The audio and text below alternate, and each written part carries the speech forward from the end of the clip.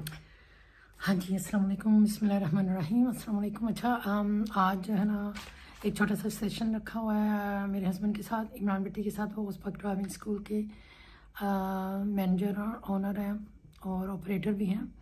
तो उनके साथ है ना एक ना ओवरसीज़ जो पाकिस्तान से आते हैं, जो पाकिस्तान से स्टूडेंट्स या ओवरसीज़ पाकिस्तान से जो भी आता है, जो पाकिस्तानी लाइसेंस लेके आता है, तो उसके मतलब थोड़ी सी बातचीत उनके साथ की है। तो बस बेसिकली पाकिस्तान का जो लाइसेंस है ना, इट्स नॉट, यानी कि कुछ कंट्रीज़ हैं जैसे अमेरिका से आप आए, साउथ कोरिया से आप आते हैं या इंग्लैंड से आप आते हैं, तो इधर जब आप आते हैं ना वो अपना ओवरसीज़ लाइसेंस लेके, तो इधर आपको ना कोई किसी किस्म का ना टेस्ट देने की ज़रूरत नहीं पड़ती। आप जो है ना बस उसको चेंज ओवर करते हैं, यानी कि वीक रोज जाएंगे, अपॉइंटमेंट लेंगे तो अपना दिखाएंगे अपनी, यानी कि जो आईडीज़ वगैरह उन्होंने सारा कुछ चेक करना तो करा के, तो फिर आपको ना बस उस विक्टोरिया लाइसेंस दे देंगे। तो जो पाकिस्तानी लाइसेंस है, अगर वो जेन्युइन है तो, यानी कि जेन्युइन है या फेक है, जो कुछ भी है वो एक्सेप्टेबल नहीं है। आपको इधर आके सारे टेस्ट करने ही पड़ते हैं। काफ़ी अर्से पहले जब हम पाकिस्तान से आए थे अर्ली 80s में, तो तब क्या होता था कि अगर आपके पास यानी कि जेन्युइन पाकिस्तानी लाइसेंस है ना, तो फिर आपको बस नॉलेज टेस्ट देना पड़ता था, तो उसके बाद आपको ना वो फुल लाइसेंस दे देते थे। तो जो उस वक्त लोग आए थे उनकी तो बल्ले बल्ले, उनको ड्राइविंग आती नहीं थी और उनके पास फुल, पाकिस्तान में तो अब तो हर मेरा हल मुश्किल हो गया लेना, पर पहले ऐसे ही सबको लाइसेंस दिए जाते थे। तो वो फिर क्या करते थे, वो ना टकरे शकरे मार के खुद ही सीख लेते थे।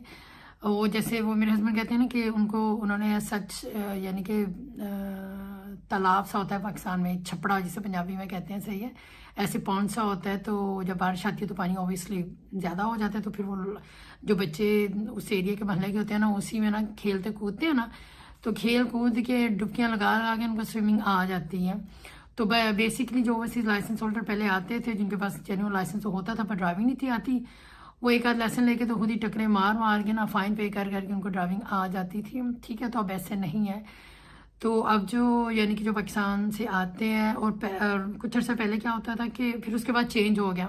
ठीक है, पहले तो बस पाकिस्तानी वैलिड लाइसेंस था, तो फिर आपको ना वैसे ही वो दे देते थे, नॉलेज टेस्ट कर लिया और आपको दे दे। और नॉलेज टेस्ट भी बड़े मज़े का होता था।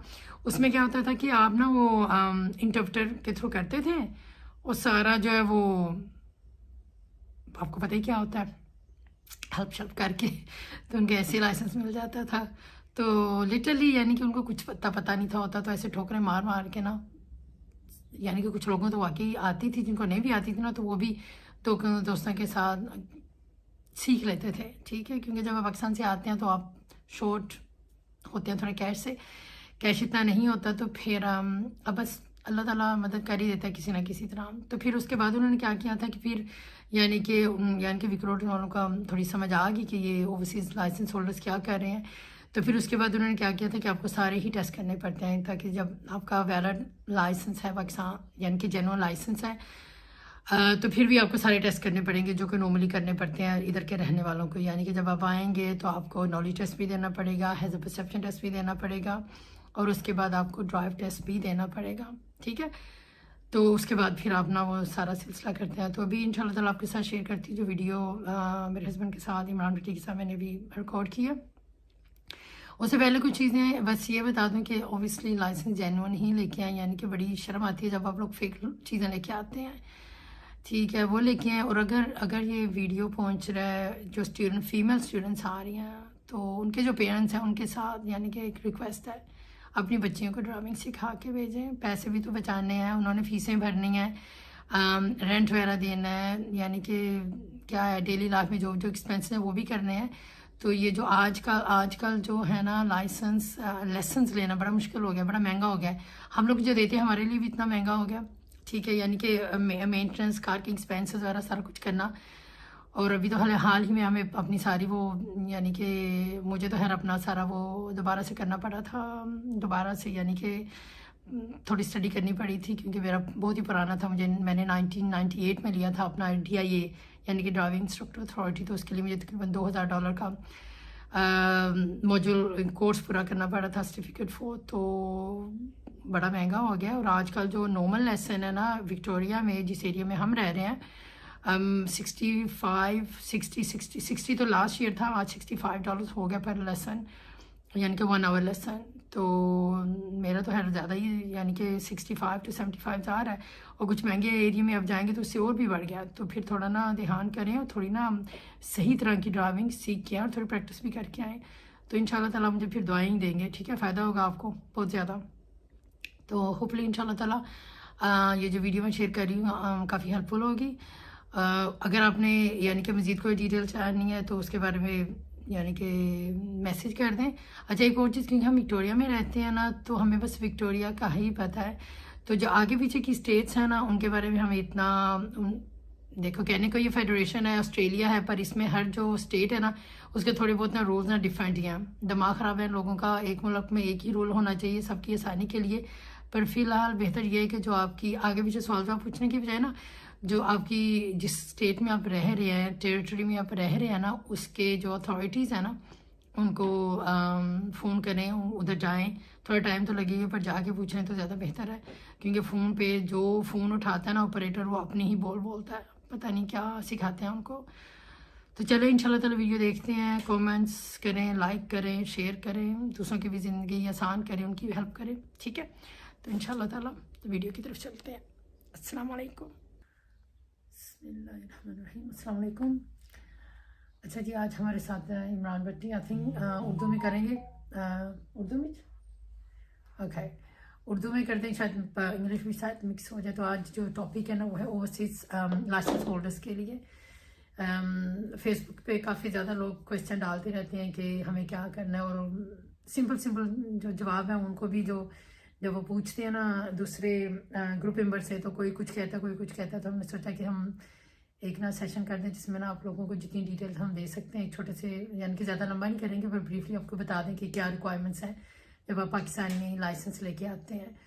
तो मेरा नाम तो आपको पता ही है, शमीम भट्टी है, ये मेरे हस्बैंड है इमरान भट्टी, पोस्ट पाक ड्राइविंग स्कूल के ओनर्स हैं, मैनेजर्स हैं। काफ़ी लोग इनको जानते हैं, कुलूरूम, बंडूरा, ब्रॉड मैडोज़ में काफ़ी ज़्यादा यानी कि लोगों को इन्होंने लाइसेंस दिलवाए हैं, और फिर लाइसेंस भी। तो क्योंकि मैं औरतों के साथ डील करती हूँ, तो मेरे साथ ज़्यादा ओवरसीज लाइसेंस का इतना मसला नहीं होता।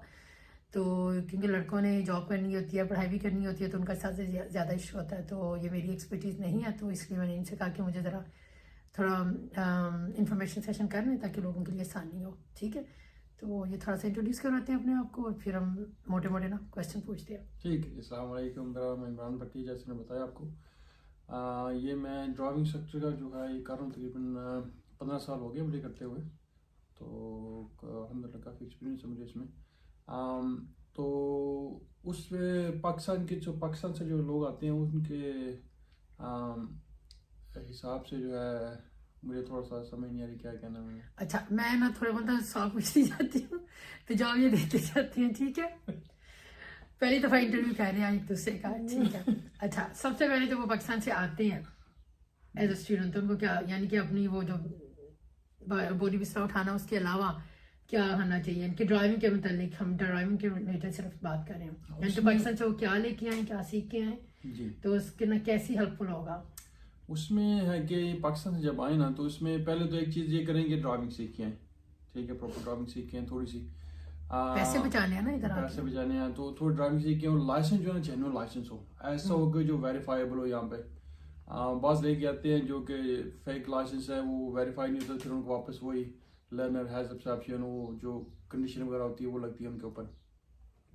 तो अगर लाइसेंस वहाँ से 3 साल का पुराना हो वो ठीक है, और उसके अलावा अगर आपकी एज 22 हो तो उसमें फिर ये है कि जब आपको यहाँ पे ड्राइव टेस्ट पास करते हैं, तो उसमें फिर आपको फुल लाइसेंस मिलता है, ठीक है। यानी कि 3 साल पुराना लाइसेंस हो और एज आपकी 22 साल हो, तो फिर आपको विक्टोरियन लाइसेंस फुल मिलेगा। अगर आपका लाइसेंस जो है वो जेन्युइन लाइसेंस है और उसको वेरीफाई भी कर सकते हैं जी, ऐसे ही है। और उसमें दूसरा एज में बात वही होता है कि बाज जाती हैं जो कि अभी उनकी एज 22 नहीं हुई, जो कि एज में कम है अभी। अगर तो वो 21 से नीचे हैं और उनका लाइसेंस जो है वेरीफाई हो गया है, तो फिर उसमें उनको 2 चीज़ों का फ़ायदा होता है। एक ये होता है कि उनके ऊपर जो 120 घंटे की जो कंडीशन है वो नहीं होती, और दूसरा होता है कि आपको मिनिमम जो ना लर्नर परमिट होल्ड करने का टाइम जो वो तकरीबन 3 महीने है, जो 24 साल की है उससे ऊपर हों, ठीक है। अगर आप जो लर्नर परमिट की एज जो जो होल्डिंग पीरियड है ना, वो मैं बता दूं, अगर आप 16 यहाँ पे 16 से विक्टोरिया में 16 साल से जब बच्चा होता है ना, तो वो लर्नर परमिट ले लेता है। 16 साल से लेके अगर 21 साल से नीचे है ना, तो आपको कम से कम 1 साल के लिए लर्नर परमिट होल्ड करना पड़ता है। ठीक है, अगर 21 साल से 24 साल के दरमियान में है तो 6 महीने है, और अगर 24 साल या उससे ऊपर हो तो फिर वो 3 महीने का कम से कम होल्डिंग पीरियड है। यानी इसका मतलब ये है, होल्डिंग पीरियड का मतलब ये है कि आप 3 महीने से पहले फिर आप टेस्ट पे नहीं जा सकते अगर आपके पास ओवरसीज लाइसेंस नहीं है या वेरीफाई नहीं हुआ। तो इसका थोड़ा ध्यान रखेंगे। उसमें यह है कि अगर आप 22 से नीचे हैं तो जितना आपका लाइसेंस पुराना, अगर आपका लाइसेंस जो है तकरीबन 2 साल पुराना है, तो आप जब टेस्ट पास करेंगे तो आपको फिर वो जो है वो आप 2 साल का आपको कैप मिले, उसका मिल जाएगा, कंसेशन मिल जाएगा, और 1 साल तक आप इनकी ग्रीन पीपल पे रहेंगे। ठीक, क्योंकि ग्रीन पी जब आप पास करते हैं टेस्ट, जब आप 18 ईयर के हैं तो इधर फुल लाइसेंस क्योंकि 22 साल का मिलता है, तो ग्रीन अगर आप क्योंकि ग्रीन पी इधर जो है 1 साल की रेड पी होती है जब आप पास करते हैं, रेड पी प्रोबेशनरी, और उसके बाद 3 साल आपने उस पर ग्रीन पी पे रहना होता है। अगर आपकी एज 22 नहीं है और लाइसेंस 3 साल पुराना नहीं है और आप ये टेस्ट दिया ऑटोमेटिक गाड़ी में दिया, तो फिर आप सिर्फ ऑटोमेटिक ही चलाएंगे, मैनुअली चला सकते। अगर आप 22 होने से पहले या लाइसेंस फुल होने से पहले अगर आपने मैनुअल गाड़ी चलाई तो फिर आपको दोबारा ड्राइव टेस्ट देना पड़ेगा मैनुअल गाड़ी में।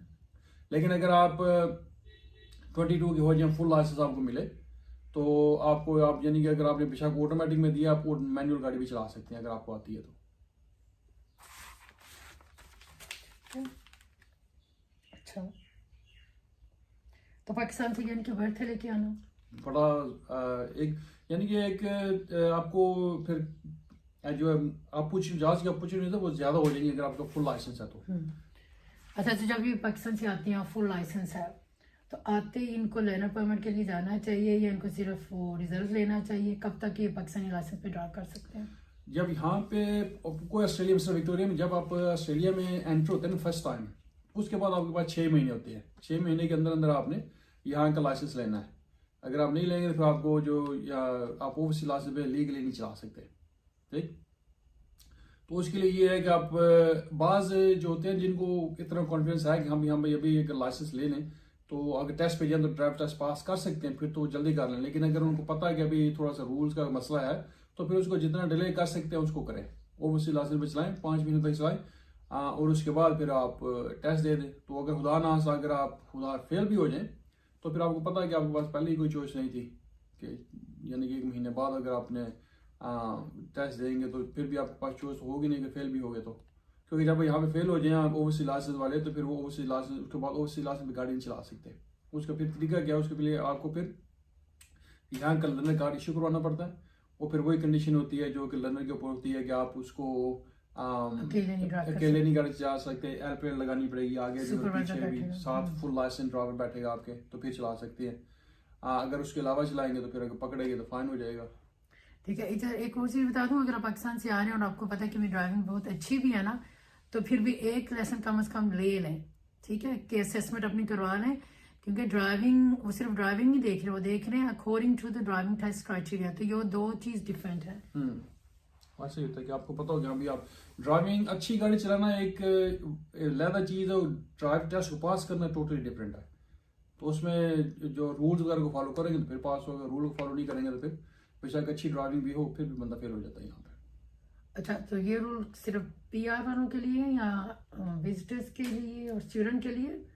हाँ, ये पहले होता था, डिफरेंट था, लेकिन अभी जो है पिछले 2-3 साल में इन्होंने जो चेंज कर दिया इसको, अब हर एक के लिए जो भी अगर टेम्परेरी है, विजिटर आया है या परमानेंट रेजिडेंस पे आया या इंटरस्टेट से आया, न्यूजीलैंड से भी, न्यूजीलैंड का भी डिफरेंट होता था, अब न्यूजीलैंड का भी यही कर दिया उन्होंने। कोई भी आएगा तो उसको 6 महीने तक है, उसके बाद उनको यहाँ का लोकल लाइसेंस लेना है। अगर आप ऐसे यहाँ से अगर इंटरेस्टेड हो, अगर वो दूसरी स्टेट का लाइसेंस आपके पास है तो आप यहाँ पे आएंगे तो आपको सुबह आपने उसके पास जो है ना कन्वर्ट ही करना होता है कि आप जाकर स्वैप करते हैं, उसके विक्रो चले जाए फोन में बना के, तो उनको बताएंगे ये मेरा लाइसेंस है, तो उसको आपको स्वैप कर देंगे विक्टोरियन लाइसेंस के साथ। आपको ड्राइव टेस्ट या कोई चीज करनी, यानी कि अगर आप इंटरस्टेट से आए हैं और आपको पता है कि आपने 6 माह से ज्यादा इधर रहना है तो फिर 3 माह 6 माह नहीं 3 महीने से ज्यादा रहना है। अच्छा, 3 माह से ज्यादा रहना तो फिर आपको कन्वर्ट करना पड़ेगा। ठीक है, अच्छा एक और चीज मेरे जेल में आ रही थी लेकिन वो निकल गई अभी।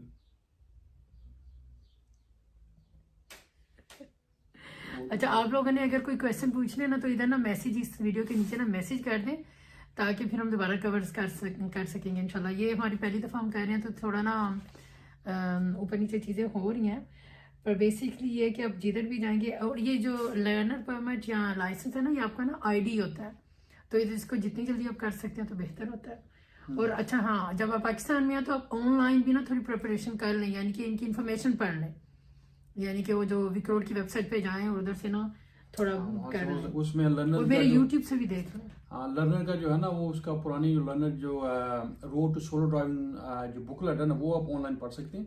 बाकी जो टेस्ट वगैरह हैं लर्नर का, वो तो आपको कोर्स के अंदर आप एनरोल करेंगे तो फिर बाकी कर सकते हैं चीज़ें, वरना उसकी वजह से आपकी इन्फॉर्मेशन ले सकते हैं। उसके रोड टू सोलो ड्राइविंग ये बुकलेट है कि जो कि PDF फॉर्मेट में है, इंग्लिश मुख्तलिफ लैंग्वेज में आती है, आपको मिल सकती है वो। उसका लिंक हम लोग उसका लिंक डाल देंगे। तो मेरे ख्याल आज के लिए इतना ही काफ़ी है। अगर आपने मज़ीद कोई इन्फॉर्मेशन लेनी है तो पूछ लें, विक्रो वालों से पूछ लें, हमसे पूछ लें, तो कोशिश करेंगे बता दें।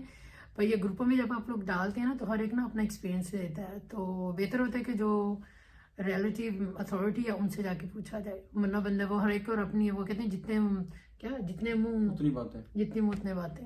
तो ठीक है, इंशाल्लाह होपफुली कि ये सेशन हेल्पफुल होगा, तो कोशिश करेंगे कि आगे करते रहो। हाँ, तो कुछ चीज़ जरूरत हो तो यहाँ पे कवर नहीं हुई तो उसमें कमेंट्स में करें तो हम उसको जवाब देंगे इंशाल्लाह। ठीक है। चलो जी, थैंक यू। No problem. ठीक, अल्लाह हाफिज़।